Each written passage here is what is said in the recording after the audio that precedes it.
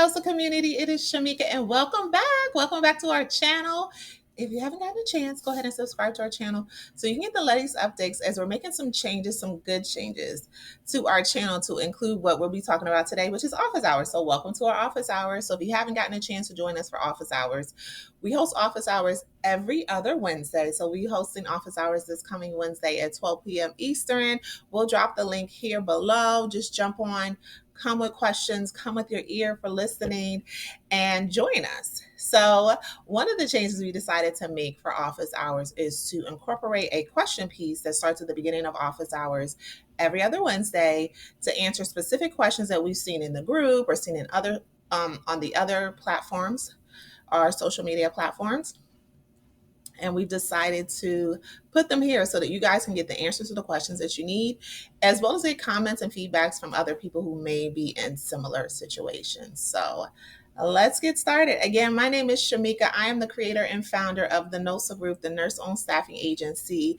We have been around officially on the cusp of 7 years. We represent and work with NOSAs throughout the United States. And we have a thriving Facebook community of over 7,500 members who are doing it and supporting, networking, educating each other along the way. We also work alongside individuals that are looking to launch, partner, or expand their business. As we know, as nurses and healthcare professionals, healthcare has changed dramatically since the pandemic. So we definitely welcome any questions that you guys have. If you haven't, feel free to check out our other social media platforms, as well as check out our website and get some more information about what else we're doing in our community. Let's get started. So this question comes in from our Facebook group, and it says, I started a staffing agency mainly to find contracts for myself as a home health agency owner.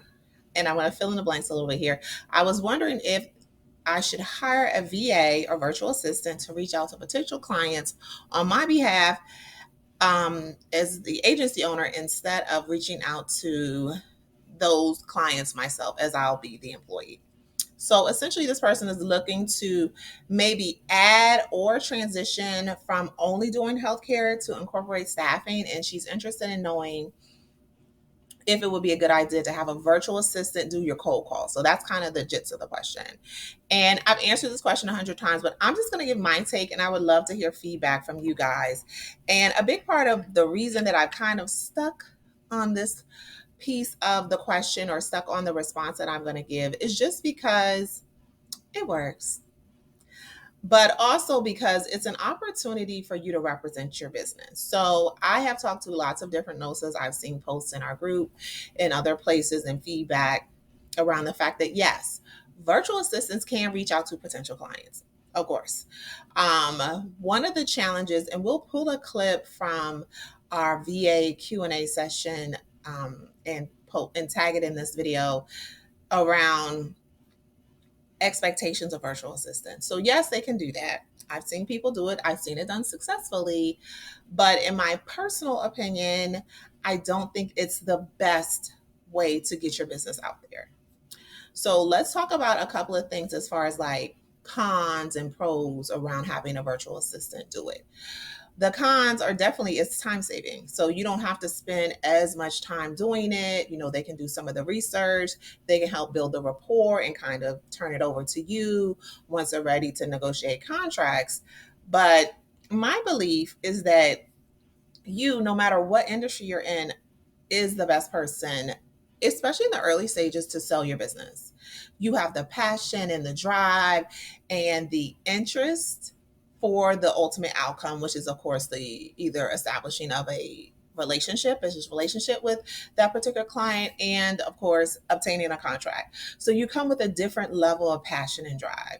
And then some of the other challenges or pros that I've seen around having virtual assistants do this type of reach out is that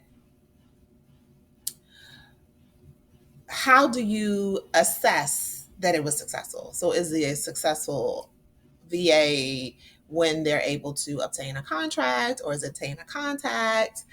Are you providing any sort of training and skills, especially if you're working with virtual assistants that aren't as experienced, not so much in the sales piece, but maybe in business development in the way that it's done in the US. Comfortable with doing sales pitch, kind of be able to move through a conversation and feel where you may need to add more or take a little bit less. So, those are some of the caveats that aren't always clear and I think can sometimes lead to unsuccessful outcomes from situations where you have your virtual assistant reach out and kind of do some of your cold calling or business development for your particular agency.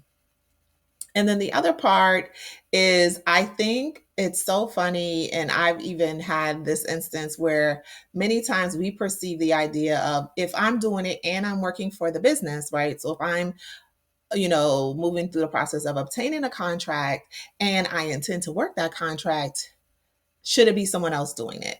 And that's a little bit tricky. I think that's more of an organizational question. Like, um, are you going to be doing that moving forward? Like, are you going to be obtaining the contracts and working them? Or would it just be like that initial first or couple of contracts? So those are some things that I would really think through as far as like an organizational and feasibility. So feasibly, you can't work every contract that you obtain unless you're only going to obtain just a few. But also that may kind of have you start to think about, hey, is there an opportunity to bring a staff member in to operate in some of those roles? And then, of course, is it done? Of course, it's done. All of us, I believe, have worked our contracts at some point. But does it matter to a client? No. I have not seen in my years of working in the industry, and even early on when we worked in the business, a client saying, oh, you can't work for the agency and be the agency owner.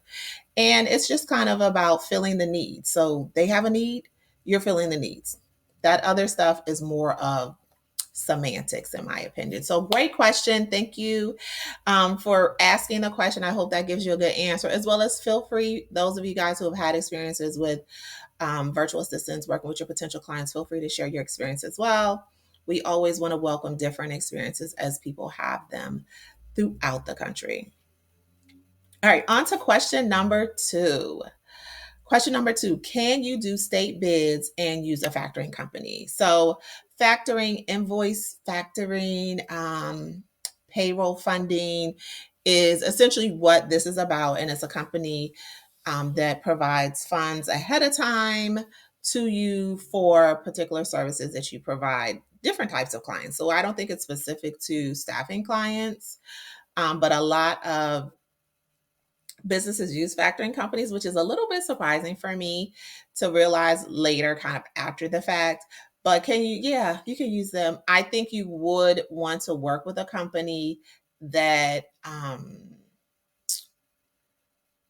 has experience with state contracts, as I believe state contracts pay out a little bit different than, like a 30-day, they may pay a little bit sooner or they may have a different process. So I would definitely work with a factoring, invoice, payroll funding company that has worked with state or local contracts or even federal contracts. But is it something that I've seen? Yes, it's something that I've seen. It's something that can be done. But definitely partner with someone that has experience just so that they can walk you through some of the process. Some factoring or payroll funding companies may ask to review your contract with them so that they can identify the terms and make sure it's a good fit. So I would say that's probably the main thing that I would make sure is that whatever factoring company, either that you're currently working with or you're looking to work with for this particular state contract, that they've done it before, just so that that process can be as seamless for you and any employees that you have staffing at that particular site. So as always, thanks for the question. You guys have been amazing with your questions. As I said, we'll be doing office hours this coming Wednesday at 12 p.m. Eastern. We'll drop the link here so that you can join us. If you have any questions, if you're unable to join us, as we know, we have NOSAs throughout the United States, go ahead and drop your question in the comments and we'll add it to our list of questions that we answer. We'll be sharing all these questions on our YouTube channel. So go ahead and follow us on our YouTube channel. Definitely check out some of the amazing blogs that we have on our website.